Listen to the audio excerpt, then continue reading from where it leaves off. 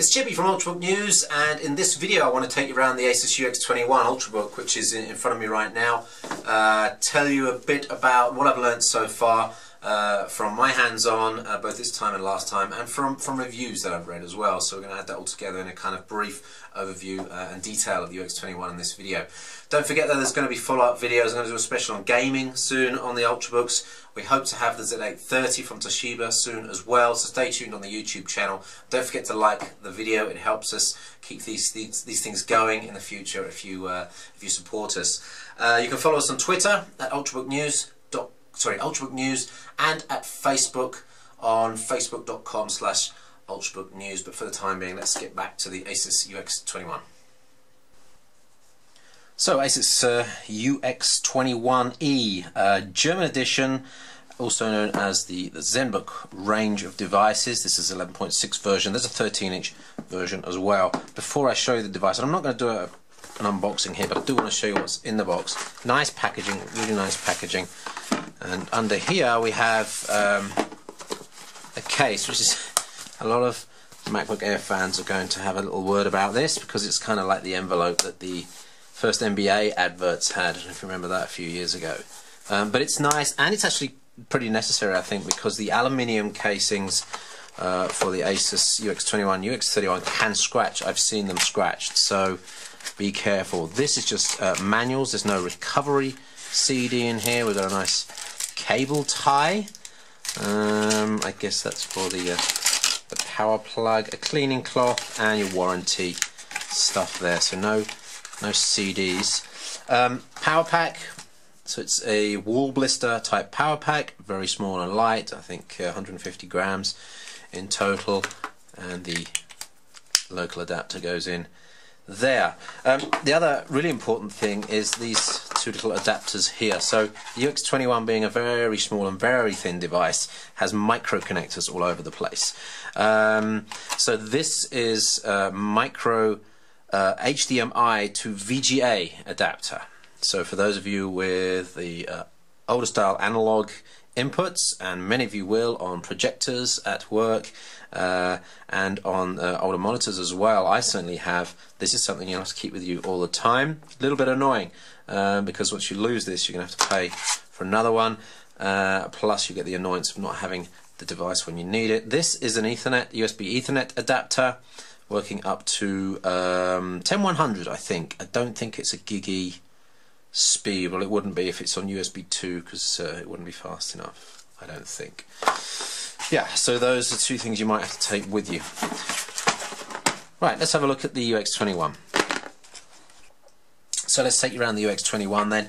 Here it is, super small, super thin, and super attractive. It's metal finish, aluminium finish, spun on the top here with a concentric ring design, which really catches the eye. It's a little bit dirty here actually, and I suspect you will have to try and keep that clean to get the best looks out of it. And on the underside, metal as well. It really does feel very sturdy. It also feels very dense as well. It's in fact only 1.1 kilograms in weight, so it is very light for its size. It just feels a little bit denser than maybe the eye tells you at first glance. At the front then, nothing there of course. I think down to something like 7mm at the front, I'm not sure, but anyway, 17mm is the maximum thickness at the back there. You have some rubber feet underneath, which adds a little bit of thickness as well. Let's just take you around the ports here. This is a mini VGA adapter. We've also got a USB 2 and a headset port here. On the other side, DC in, USB 3, and micro HDMI. There's a little lamp there telling me that it's on standby right now. You can see that flashing, and that's pretty much it. Now on the bottom, it's a sealed unit. All Ultrabooks tend to be sealed units, no exchangeable batteries. There are some micro Torx screws here. You can access it inside, but there's not a lot you can change. Soldered RAM and soldered SSD is probably going to meet you inside. Stereo speakers left and right, and I can tell you already they are reasonably good sounding for the size of a device. Really no problems with volume. Of course, bass isn't an issue as it is on all laptops, but quite pleasing sound anyway. That's pretty much it for around the device. Let's open it up and take a look in. So there's a little extension on the front here. So just like the MacBook Air, you should be able to lift it up. They haven't quite got it right though. You know, that MacBook Air does that trick perfectly, but if you're not careful, it doesn't do it properly. And actually fumbling like this is very, very difficult to open it up. Really the only way to open it up is to put it on a table and just to lift it slowly like that. Right, as you can see there's the instant standby. It's 2 seconds on from standby, and standby time is measured in weeks on this. Now I haven't had a chance obviously to test it, but 10 days to 20 days I think is a reasonable time to expect this to last in standby. Over the back there are the vents in and out. There's also some venting that comes through the keyboard as well, so you can see that there. I'm not sure if there's any part of the speakers in here as well, maybe. Looking at the keyboard, it's all a metallic feel. I'm not sure if it's plastic finished to the, I think it's plastic finished to the keys. Some of the keys have built-in lamps, which is very useful. This one here, which is Wi-Fi, and this one, and I believe this would actually be necessary if it wasn't there, that light. It's the on-off switch, and that's exactly where the delete or backspace button is normally. So be very careful. I haven't pressed it yet. I've been to press it a couple of times, but the lamp has stopped me from doing that, so that's good. There's another lamp here somewhere on one of these. Oh yeah, the caps lock.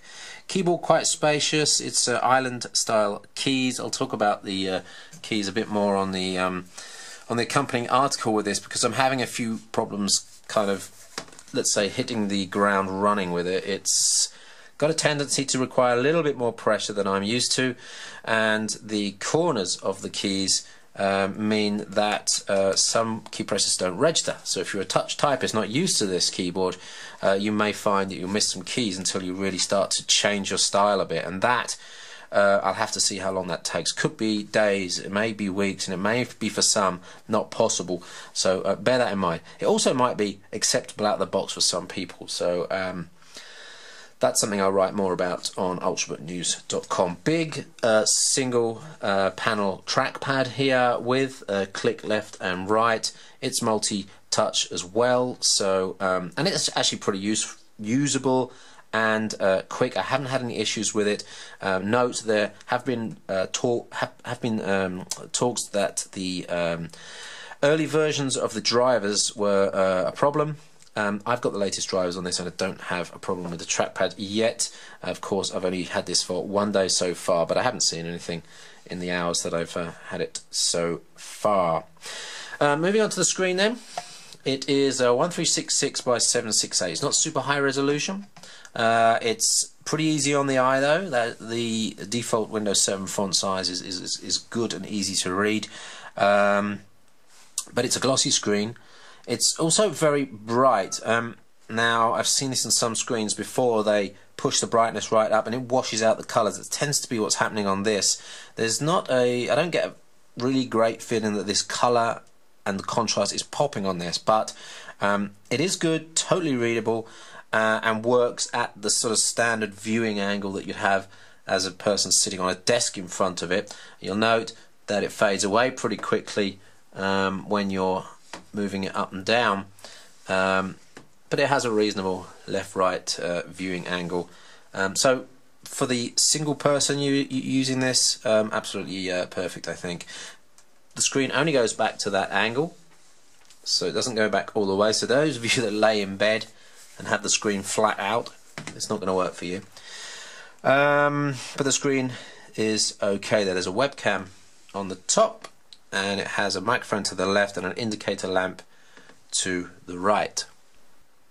There's a closer look at some of those keys there, and you've got a sleep button, there's the Wi-Fi button, screen brightness up, down and off, which is really nice for saving battery, screen output control, trackpad off, volume mute, volume down, volume up, pause, print, delete, and then this strange power button on the right hand side. Also hidden in some of the keys, for example down here, webcam on off. This is a screen color mode change, so you can change the gammas to a number of presets, and this one here allows you to switch quickly between power saving modes, entertainment mode, quiet office mode, and full power mode. You'll also notice the grey, black and grey stickers that they've had approved from Intel and Microsoft. Would have been nice if they'd stuck them on straight though. So it's a 16:9 screen, and what you can see here is some battery drain figures that have been going on while we've been doing this. There's some activity going on in the background, there's some tabs open, Steam is updating, and World of Warcraft is updating as well. It's averaging 8 watt drain at the moment, and that's what I see for average internet browsing. In fact, it doesn't really matter if you go into power saving mode or standard mode, because standard mode gets things done quicker and then drops the power anyway, so the difference between power saving and standard mode is minimal on this, if anything. But you can do some web work, let's say, in 8 watts, which is going to give you just over 4 hours, up to 4.5 hours worth of time. The reason I'm installing Steam and a few other things here is that I want to test this for gaming soon. There's a bunch of tools that are included by ASUS. The number of processes running out of the box is nearly, I think, 85 or 90. It's pretty high. ASUS have got some driver update tools, backup tools. There are tools from Intel to show how the turbo functions are working, and all sorts of other stuff going on. Some of them useful, some of them not. I haven't actually deinstalled anything yet. Everything seems to be at least usable and not crapware or bloatware, although there's Trend Micro Internet Security. I'm not sure whether that's installed at the moment. I might have to remove that if it is. So here you can see some details. We have the Core i7 version here at 1.8 GHz dual core plus hyperthreading, 4 gigs of RAM, 64-bit Windows 7 Home Premium that's installed. Obviously it's German, you can see there. Let's have a look at some of the performance figures on this. And I did a refresh of this while it was plugged in on the mains. The SSD tops out at 7.9. That's the highest score you can get for a disk drive. It is super fast, this disk drive. It's fantastic. 128 gigs is the nominal capacity. There is a recovery partition. 70 gigs or so is what you'll get out of the box. 6.1 on graphics, gaming graphics, sorry. 5.9 on the RAM, 6.9 on the processor. So pretty good all-round scores there on the Windows Index. So just to demo that startup feature, I think it's interesting to note that the power on button is inside the device, so it's a kind of indication that in the future you're going to work towards devices that don't have a power button. Just being in standby and being able to lift the device on and be in 2 seconds is more than useful, and very close to the sort of experience you get on a tablet PC, although of course it's not active when it's in standby like an ARM-based tablet PC might be.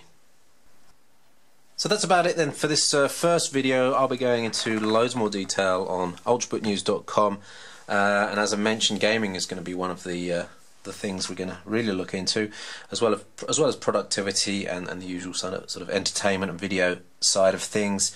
Just to mention on the video side, all the Core i processors, the Sandy Bridge generation, have hardware decoding and hardware encoding of video on here. I've managed to play back a 30 megabit per second 1080p progressive file on here without any problems at all, so 1080p playback at least shouldn't be any problem. And there's also this conversion tool, Intel QuickSync Video, that allows you to convert videos, which is really nice if you've got a 1080p and just want to quickly convert it down to 480p for your iPod or your iPad or something, for portability.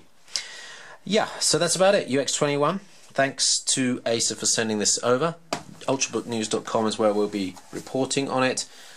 Don't forget to hit the like button if you enjoyed the video. It helps us to get more of these videos out in the future. Stay tuned. Toshiba Z830 coming up soon. as well as hopefully a few other Ultrabooks and Ultrabooks alternatives on ultrabooknews.com. My name's Chippy, thanks for watching.